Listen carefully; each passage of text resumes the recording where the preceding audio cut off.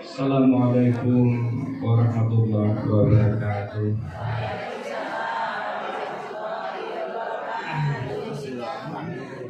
Tadi sudah diperkenalkan.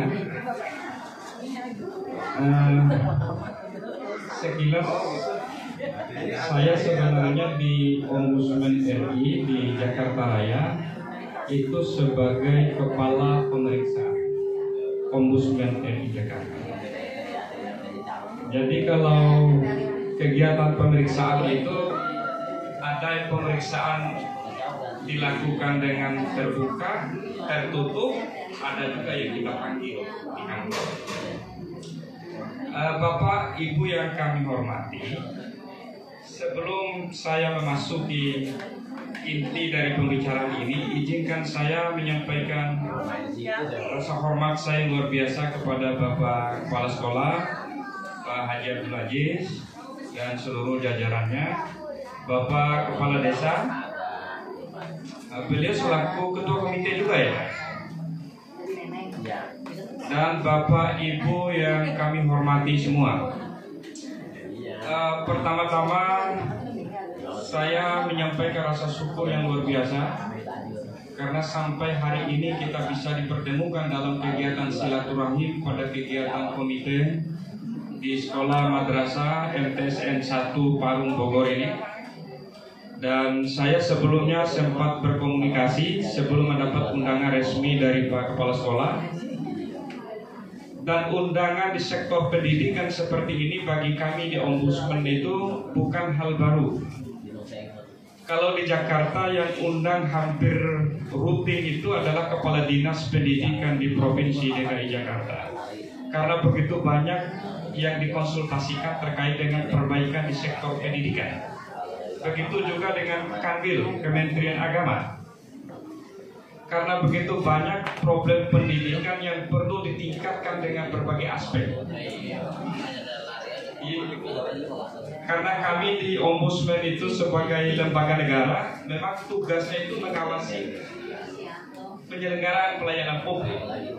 Bapak Ibu hadirin sekalian yang saya hormati, sebelum saya bicara masalah Ombudsman, saya ingin memulai dengan apa itu pelayanan publik, apa itu Ombudsman, dan nanti kita akan bicara di akhir pembicaraan saya apa peran Ombudsman dan peran komite dalam rangka meningkatkan mutu sektor pendidikan. Baik, kita mulai pengantar pertama. Bapak Ibu hadirin yang saya hormati, kalau dalam definisi barangkali Bapak Ibu bisa melihat gak dari belakang? Dibesarkan lagi sedikit. Yang di tengah bisa? Nah, kenapa pelayanan publik itu sangat penting Bapak Ibu sekalian? Karena dengan pelayanan publik yang baik, paling tidak dapat meningkatkan kesejahteraan masyarakat. Dengan pelayanan publik yang baik pula, dapat mendorong roda perekonomian, perputaran perekonomian di masyarakat. Jadi pelayanan publik itu sebenarnya ada 3 Bapak Ibu sekalian. Ada pelayanan jasa, ada pelayanan barang, dan pelayanan administrasi. Nah, sektor pendidikan ini masuk pelayanan apa Bapak Ibu sekalian? Kalau dilihat dari Undang-Undang Pelayanan Publik, masuk sektor pelayanan jasa. Artinya dalam ketentuan Undang-Undang Pelayanan Publik bahwa sektor pendidikan ini menjadi sektor yang paling mendasar di dalam pelayanan jasa di sektor pendidikan. Lanjut halaman kedua. Nah, pelayanan publik itu Bapak Ibu sekalian, kalau dilihat di ketentuannya, itu adalah pelayanan yang diberikan oleh pemerintah, badan usaha milik negara, badan usaha milik daerah, swasta, perorangan, maupun menggunakan anggaran negara berupa pelayanan jasa, barang, dan administrasi. Jadi seluruh yang dibiayai oleh negara, termasuk di sektor pendidikan ini, itu ketentuannya itu harus mengikuti Undang-Undang Pelayanan Publik di samping Undang-Undang Pendidikan. Karena dia terikat di dalam ada anggaran negara yang masuk. Kemudian lanjut di bawahnya, Nah ini kaitan dengan penyelenggaraan pelayanan publik. Pelayanan publik itu paling tidak misalnya di sektor pendidikan ada penyelenggara, ada pengelola, ada pengawas, ada penyuluh masyarakat, ada pelayanan konsultasi. Siapa penyelenggara? Pelaksana di sekolah. Ada kepala sekolah, ada guru-guru, ada wali kelas, ada pengelola informasi humas misalnya, ada penyuluhan kepada masyarakat. Kegiatan seperti ini tentu juga dalam rangka sosialisasi komite, itu bagian dari penyuluhan masyarakat juga. Kemudian ada pelayanan konsultasi. Pertemuan seperti ini menjadi bagian dari konsultasi antara orang tua wali murid dengan pihak sekolah. Di situ ada komite, di situ ada komite menjadi lembaga tersendiri di dalam bermitra dengan stakeholder terkait. Kemudian lanjut, Bapak Ibu sekalian, mungkin Bapak Ibu pernah mendengar ombudsman itu apa? Jadi sejak tahun 2000, ombudsman itu namanya Komisi Ombudsman Nasional. Kemudian oleh Gus Dur pada tahun 2008 terbentuklah Undang-Undang Nomor 37 Tahun 2008 tentang Ombudsman RI. Jadi pada tahun 2008 dia sudah terbentuk menjadi undang-undang. Undang-undang menjadi lembaga yang independen, mandiri, tidak bisa diintervensi oleh lembaga manapun. Jadi kalau ombudsman itu memanggil gubernur, memanggil kepala dinas atau kanwil, itu atas amanat undang-undang, karena ada praktek yang merugikan masyarakat. Jadi kalau ombudsman misalnya kebetulan mengundang ada KPK misalnya dalam proses pengangkatan pemberhentian pejabat misalnya diundang oleh ombudsman, itu dalam melaksanakan amanat undang-undang. Kemudian tahun 2009 lahirlah Undang-Undang Pelayanan Publik. Tahun 2010 ombudsman dibentuk awal mula 5 perwakilan di beberapa provinsi. Kemudian tahun 2017 ombudsman RI membentuk 34 provinsi. Jadi sudah ada perwakilan di seluruh provinsi di Indonesia. Lanjut. Nah ini hakikat dari ombudsman itu Bapak Ibu sekalian. Jadi sebagai lembaga negara yang memang ditugaskan untuk mengawasi penyelenggaraan pelayanan publik. Pelayanan publik yang diberikan oleh ada badan usaha milik negara, badan usaha milik daerah, ada badan hukum milik negara, ada baik melalui perorangan yang diberi tugas dalam penyelenggaraan pelayanan publik sesuai dengan yang semuanya itu bersumber dari anggaran negara atau APBD. Itu kalau dalam definisi Undang-Undang Nomor 37 Tahun 2008. Jadi ini tugas ombudsman Bapak Ibu sekalian. Tugasnya menerima laporan masyarakat, menindaklanjuti laporan masyarakat, kemudian bisa juga melakukan investigasi atas laporan masyarakat, sekaligus juga melakukan koordinasi dengan pemerintah daerah, dengan semua stakeholder terkait, dan membangun jaringan kerjasama dengan semua pihak terkait. Lanjut.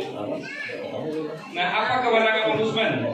Kewenangannya bisa meminta klarifikasi langsung, mengundang pihak-pihak yang dilaporkan di ombudsman, bisa mengeluarkan rekomendasi tentang perbaikan penyelenggaraan pelayanan publik, dan memberi saran kepada DPRD provinsi, kabupaten, kota, termasuk juga DPR pusat, bahkan sampai presiden. Ini Bapak Ibu sekalian, kalau ini saya percepat aja lanjut. Ini jenis akses laporan masyarakat yang masuk ke Ombudsman Jakarta Raya. Ini di wilayah provinsi Bogor, Depok, dan Bekasi. DKI. Jadi ada 400 laporan lebih yang sifatnya itu masih konsultasi. Konsultasi misalnya ini listriknya mati, tapi kalau ditanya mana KTP-nya, setelah kirim KTP baru kami telepon direktur PLN-nya. Listrik mati misalnya, air PDAM-nya mati, kemana Bapak Ibu lapor? PDAM tidak menjawab, lapor ke ombudsman. Misalnya contoh-contoh seperti itu. Kemudian bagi guru-guru, sertifikasinya kok tersendat-tersendatnya di mana? Lapornya ke ombudsman. Kalau tersendatnya di kanwil, di Kemenak atau di pusat, ombudsman bisa berkoordinasi dengan kementerian terkait bahwa ada hak warga negara, hak guru-guru yang dirugikan karena ada tidak memberikan pelayanan dalam konteks tadi administrasi dan misalnya sertifikasi guru dan lain sebagainya. ada guru yang kebetulan perpindahan misalnya, SK-nya belum dikeluarkan, nah bisa juga. Hal seperti itu menjadi bagian dari pengawasan kami di Ombudsman. Ini kami rangkum, ini ada 400 konsultasi non laporan, yang masuk laporan masyarakat itu 267, ada tembusan surat, ada reaksi cepat Ombudsman ada 7 laporan. Jadi reaksi cepat Ombudsman ini Bapak Ibu sekalian, ibu datang dari rumah menuju kantor, menuju sekolah ini, tiba-tiba di tengah jalan ada kecelakaan.